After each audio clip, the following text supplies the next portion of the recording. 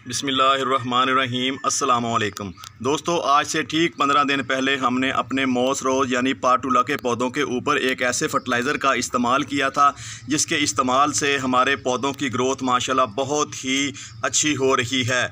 इस दफ़ा ये हुआ कि हमारे मॉस रोज़ के पौधों के ऊपर ना तो फूल आ रहे थे और ना ही इनके ऊपर ग्रोथ हो रही थी। तो आप यहाँ पे देख रहे हैं हमारे मॉस रोज़ यानी पाटुला के पौधों के ऊपर अब ग्रोथ भी शुरू हो चुकी है और इसके ऊपर दोस्तों कहीं कहीं पे फूल भी बनना शुरू हो चुके हैं। जैसा कि आप यहाँ पे देख रहे हैं, हमारे पौधों को देखकर ऐसा लगता नहीं था कि ये मॉस रोज़ के पौधे हैं और इनके ऊपर ग्रोथ भी शुरू हो पाएगी या नहीं, क्योंकि बहुत ज़्यादा गर्मी पड़ने की वजह से मॉस रोज़ पाटुला जैसा प्लांट, ढीठ प्लांट, इसके ऊपर भी ग्रोथ रुक चुकी थी।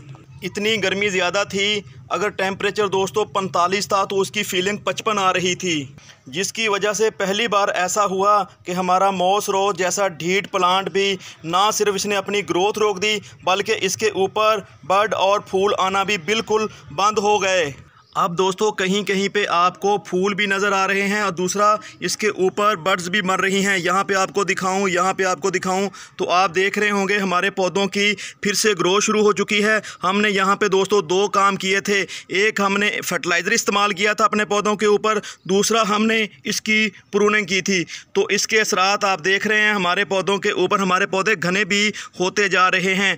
हमारे पौधे इससे पहले दोस्तों यहाँ से ज़मीन नीचे नज़र आ रही थी, यानी कि जिस मिट्टी में ये लगे हुए थे तो यहाँ से आप देखते थे तो यहाँ से नीचे मिट्टी आपको नज़र आती थी, लेकिन यहाँ पे आप देखें हमारे पौधे कितने घने हो चुके हैं और इनकी रंगत बिल्कुल तब्दील हो चुकी है। आपको नज़र आ रहा होगा हमारे पौधे हरे और हेल्दी से नज़र आ रहे हैं। ये कैसे मुमकिन हुआ हम आपको बताते हैं। दो चीज़ें इसके ऊपर जो हमारे पौधों के लिए ग्रोथ लेके आई। पहली बात ये है कि हमने इसके ऊपर जो फर्टिलाइज़र इस्तेमाल किया, दूसरा ये है कि मौसम में थोड़ी सी तब्दीली, हालांकि यहाँ पे बारिश भी नहीं हुई, तो बारिश ना होने की वजह से भी दोस्तों हमारे पौधों ने फिर से ग्रोथ पकड़ ली। क्योंकि हमारे एरिया में बारिश नहीं भी हुई, लेकिन यहाँ हमारे जो डिवीज़न है इसके आसपास दूसरे शहरों में बारिश हुई, जिसके पौधों के ऊपर बहुत वादे असरात नज़र आ रहे हैं।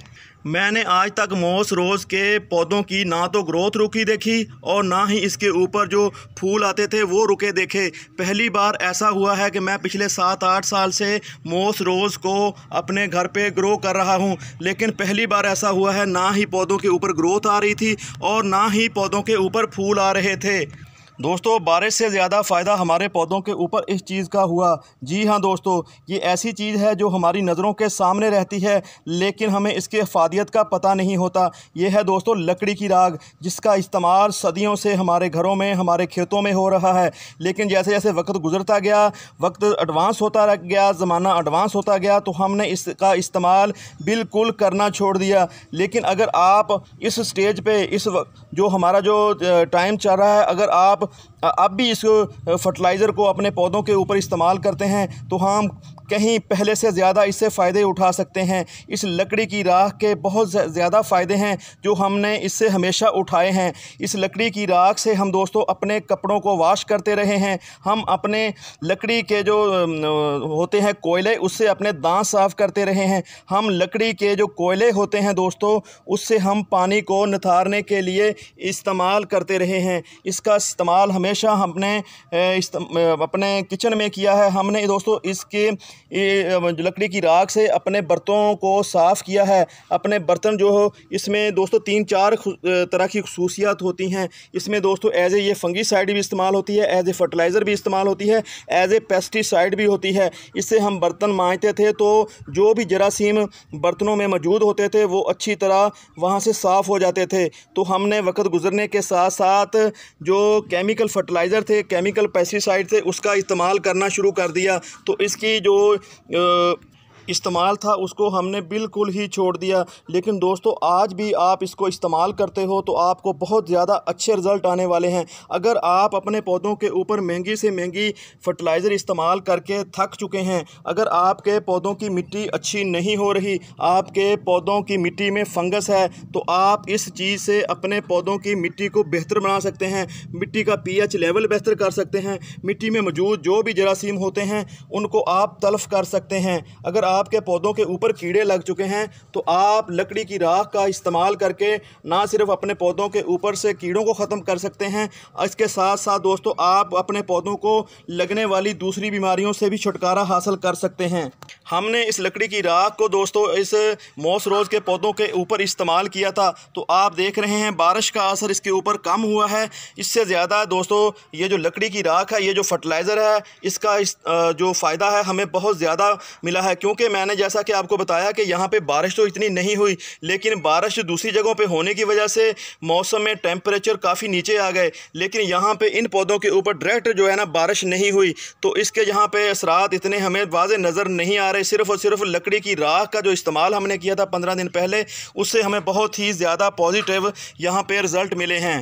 दोस्तों लकड़ी की राख को आप महीने में एक दफ़ा अपने पौधों के ऊपर इस्तेमाल कर सकते हैं, लेकिन यहाँ पे हम अपने मॉस रोज़ के पौधों के ऊपर लकड़ी की राख का इस्तेमाल महीने में 2 बार करने वाले हैं। लेकिन इस बार हम लकड़ी की राख का इस्तेमाल जो कम पैमाने पे करेंगे, यानी कि बहुत थोड़ी क्वांटिटी लकड़ी की राख की हम अपने पौधों के ऊपर इस्तेमाल करेंगे।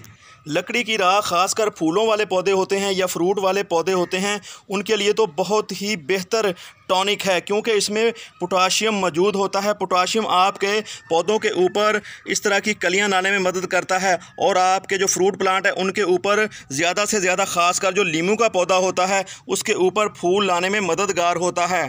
पौधों से फ्रूट लेने का सबसे पहला जो स्टेप होता है वो होता है दोस्तों फूल लाना।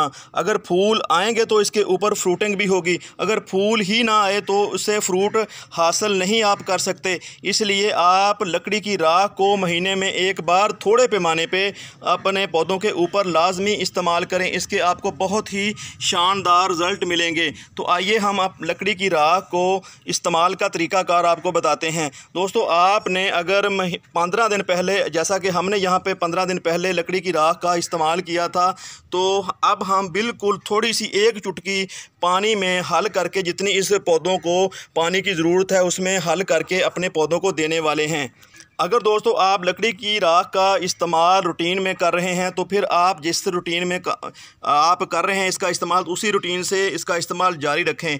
तो हम यहाँ पे, क्योंकि यही वो टाइम था हमारे पास, इन दिनों में ही ये जो मॉस रोज़ होता है, पाटुला का होता है, इन पौधों के ऊपर फूल आते हैं, लेकिन 4-5 माह हो गए इसका सीज़न शुरू हुए, तो इसके ऊपर फ्लावरिंग शुरू नहीं हो सकी थी। तो हम इसलिए इसके ऊपर महीने में 2 बार इस्तेमाल कर रहे हैं, क्योंकि जैसा कि मैंने आपको बताया इसके ऊपर फूल नहीं आ रहे थे, इसके ऊपर ग्रोथ नहीं हो रही थी। तो आप अपनी रूटीन से लकड़ी की राख का इस्तेमाल जारी रखें। कुछ लोग तो दोस्तों लकड़ी की राख को ही अपने फूल वाले पौधों के ऊपर, ख़ासकर मॉस रोज़ के ऊपर इस्तेमाल करते हैं, और कोई फर्टिलाइज़र इसके ऊपर इस्तेमाल नहीं किया जाता, इसके ही उनको बहुत शानदार रिज़ल्ट मिलते हैं। दोस्तों लकड़ी की राख को हमने 2 लीटर पानी में सिर्फ 1 चुटकी मिलाया है। 1 चुटकी से ही दोस्तों आपके पौधों का इंशाल्लाह बहुत बेहतर जो है ना काम होने वाला है। इनके ऊपर फूल भी आएंगे और इनकी जो रुकी हुई ग्रोथ है वो भी फिर से डेवलप होना शुरू हो जाएगी। आप इसका इस्तेमाल ज़्यादा ना करें, क्योंकि इसका ज़्यादा इस्तेमाल भी पौधों के लिए नुकसानदेह हो सकता है। जैसा कि मैंने आपको बताया, हमारे पास ये बड़ा कंटेनर है, इसमें हमने पहले 1 चम्मच चाय वाला दिया था लकड़ी की राख का, अब हमने सिर्फ 1 चुटकी जो है ना लकड़ी की राख का फिर से इस्तेमाल किया है। आप दोस्तों लकड़ी की राख को पाउडर फॉर्म में भी अपने पौधों के ऊपर इस्तेमाल कर सकते हैं। तो यहाँ मैं पानी में हमने हल करके दिया, तो इसके ज़्यादा अच्छे रिज़ल्ट आपको मिलेंगे, और इसके रिज़ल्ट जो है ना जल्दी आना शुरू हो जाते हैं। तो जैसे आप सूखी राख अपने पौधों की मिट्टी में इस्तेमाल करते हो, तो वो इसके रिज़ल्ट आते आते थोड़ी देर लग जाती है।